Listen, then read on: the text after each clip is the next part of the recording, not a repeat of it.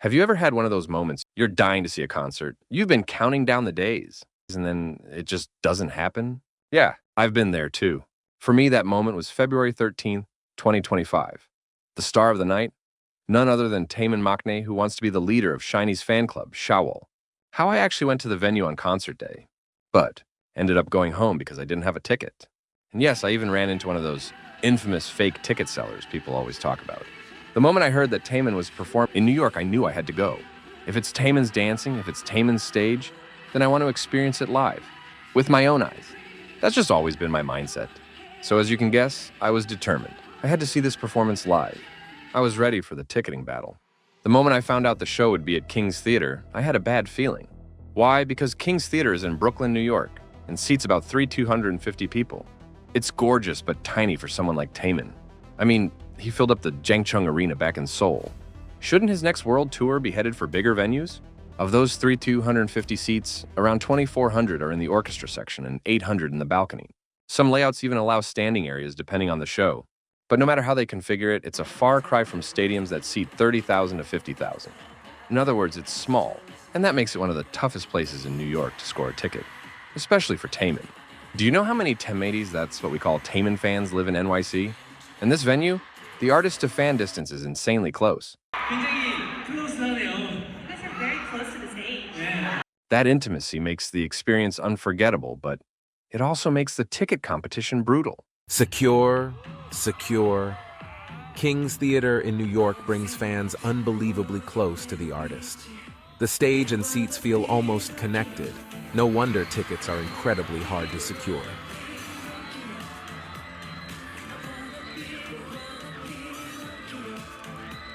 Still, I kept trying. I really wanted to be there. So maybe that's why when I checked out ticket resale sites for his New York concert, I was met with near zero availability.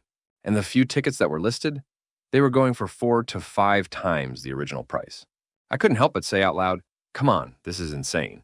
I started thinking, maybe I really won't be able to go this time even if I really want to. But I didn't want to give up so easily. I kept thinking, even if it's in the very back, even if it's behind a pillar, I don't care. I went back to searching the resale platforms, hoping something might come up. Honestly, even if it was a partially obstructed view, I would have been happy. Sometimes when fan demand exceeds venue capacity, organizers release additional seats in the far back or even behind the stage. And if that happened, I thought, so what if I can't see clearly? Just being in the venue, feeling the energy between Taemin and Shawol Shini World in the same space, would have been more than enough for me. But in reality, there was nothing. Any tickets that were left were marked up with ridiculous prices, add-in platform fees, and some were pushing $1,000. And that's not even for front row seats. It seems like New York was the city where Taemin fans converged, because even when compared to similar concerts in other cities, New York ticket prices were on a whole different level. For example, in other stops of the tour with venues of similar size, tickets were much more affordable. So yeah, one thing is clear, the New York Taemates showed up in force. In the end, I had to give up on buying resale tickets, though it wasn't an easy choice. Still, I found out that someone out there did go ahead and buy a front row ticket just one day before the show. That single ticket was listed for $1,220, plus the usual 20% service fee, which would bring the total to around 1,944 person. In Korean won, that's about 2.8 million KRW for one concert ticket. Then suddenly a thought popped into my head. What if there's a chance I can get a ticket on the day of the show? It wasn't completely out of nowhere. A few years ago, I had a similar experience. It wasn't a concert per se, but I remember going to the GMA summer concert in Central Park without a ticket. I didn't expect much, but I showed up anyway, and luckily ended up getting in and watching the show. That memory stayed with me, and maybe that's why I was open to trying my luck again this time. Because honestly, you just never know how things will turn out. Maybe there were unsold seats way in the back that the venue would release at face value on the day of the show. Or maybe there would be a fan who couldn't make it last minute and was willing to sell their ticket at cost. That kind of thing does happen. So I made up my mind I was going to head to the venue with 0 tickets in hand. Brooklyn. King's Theater. It was a pretty cold day. I'm used to going to concert venues in New Jersey, which are usually massive stadiums located a bit outside the city. Those places immediately give you that I'm going to a concert vibe, big arenas, big parking lots, kind of isolated from residential areas. But King's Theater? This place was completely different. It actually reminded me a bit of Madison Square Garden, over by Penn Station in the heart of Manhattan. But even Madison Square Garden feels a little more like a commercial zone. King's Theater, on the other hand, was right in the middle of a real neighborhood where people actually live. Instead of feeling like I was headed to an event, it felt more like I was visiting someone's hometown. Finally, I arrived. There it was, King's Theater, the place I'd been dreaming about. Right there on a quiet street in Brooklyn. A building that might go unnoticed during the day had completely transformed at night. With the lights on, the exterior was glowing, and the word majestic came to mind. It had a mysterious kind of presence, the kind that made you stop and stare. The building looked really old in a good way. Like it had history. You could feel it. The brickwork, the gold details tucked between the cracks, the tall, arched entrance, everything about it gave off the vibe of a historic landmark. And standing there, looking up at it, I couldn't help but feel this mix of excitement and nerves. This was it. This was King's Theater. And anything could happen now. There was a security guard dressed in black, standing right in front of the building. I hesitated for a moment, but then gathered my courage and approached him. "Excuse me, are there any tickets left for the Taemin concert?" Even as I asked the question, I kind of already knew the answer deep down. I knew the chances were slim. He shook his head and replied, "Tickets are sold out, but you can check at the box office just in case." Still, a small part of me was hopeful. I mean, it's the day of the show. What if there are 1 or 2 tickets left over somehow? So I headed over to the box office. The staff member there didn't hesitate. "It's completely sold out." Where can I buy a ticket? Scan or buy? I mean, actually, buy one. The concert is today, right? I wasn't really sure, so I came here in person to see if it's possible to buy a ticket directly at the venue, not from resale sites. I didn't buy anything in advance because I heard that sometimes people manage to get face value tickets at the box office on the day of the concert. Sold out. Oh no, it's sold out? Seriously? Resale tickets are just so expensive. Like $600, $800, or even more for better seats. What am I supposed to do? The box office window was shut tight. I wasn't sure if it was closed because there were no tickets left, or just because ticket sales had ended for the night, but either way, it hit me. I thought maybe if I showed up on the day of the concert, there might be cheaper tickets available. But I guess I was wrong. There, next door. Okay, I'll go check again at the King's Theater box office. There really were no tickets. I tried again. "Is there any chance of resale tickets? Even seats with a restricted view? Like anything at all, really?" But the answer was the same. No, it's all sold out. W? It's really sold out? Sold out, yes. So, there's no way to buy tickets here at the box office. There's no tickets available, it's sold out. Are there still any available on resale websites then? But it's sold out, there's no tickets, it's sold out completely. Even the resale tickets completely gone. Hearing that, I just stood there in silence for a moment. I guess this is unlikely, but are there any return or canceled tickets available by chance? There's no tickets, it's sold out. Because honestly, I had really believed that if I went to the venue on the day of the show, I'd be able to find some kind of ticket. I truly thought there'd be a way. Maybe not front row seats, maybe not the best view, but something. It was a sold-out show, a completely unexpected turn. I stood just outside the venue, trying to collect my thoughts. Right then, I saw a small group of fans, probably 3 or 4, arrive late. They rushed through security and ran inside as fast as they could. You could just feel their urgency, like they couldn't afford to miss even a single minute of the show. I half expected to hear music or crowd noise from outside, but nothing. King's Theater was so well soundproofed, it was almost eerie. Not a single note, not even a whisper of a cheer, leaked through the walls. It was completely silent outside, like the concert wasn't even happening, even though I knew it was. That moment really hit me. I was so close and yet completely on the outside. All I could hear was the sound of the wind. Even though King's Theater was currently hosting a live concert, the building was unbelievably soundproof. Seriously, it was next level. The wind was howling and it was freezing outside.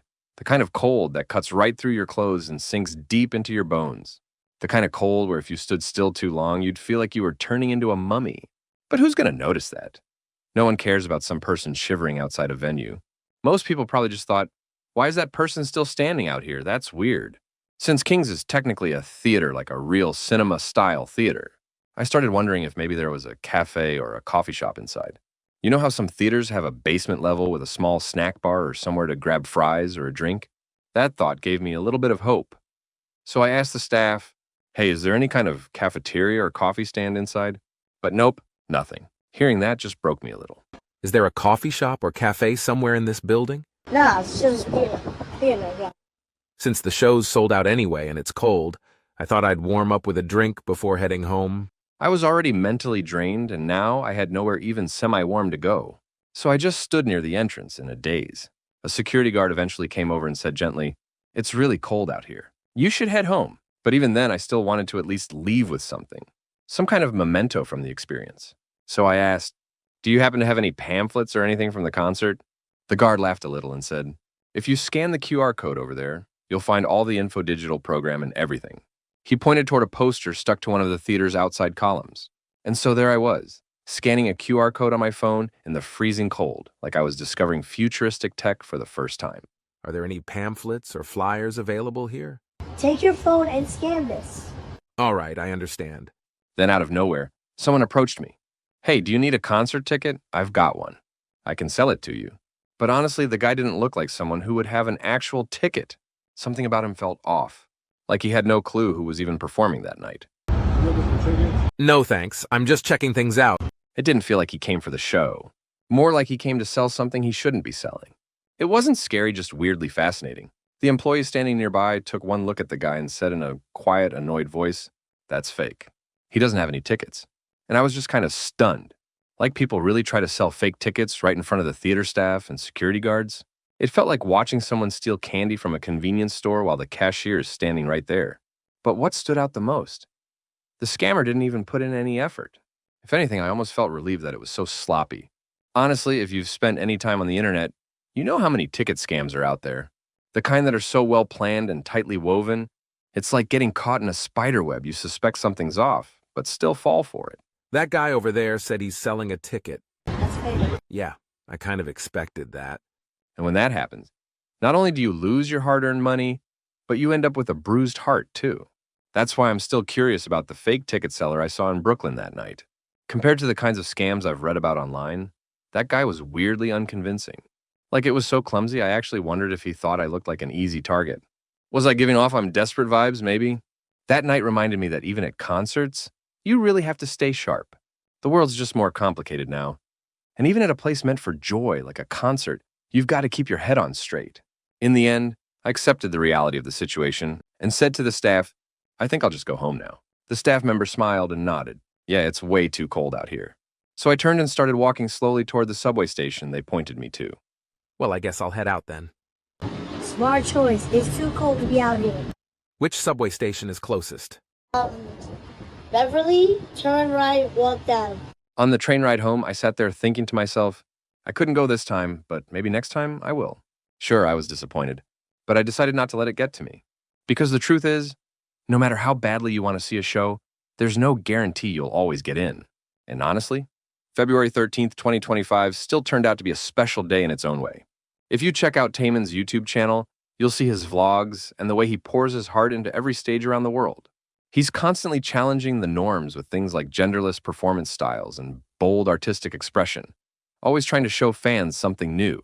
There's a reason fans call him temporal short for Taemin, again and again, the rookie idol's role model.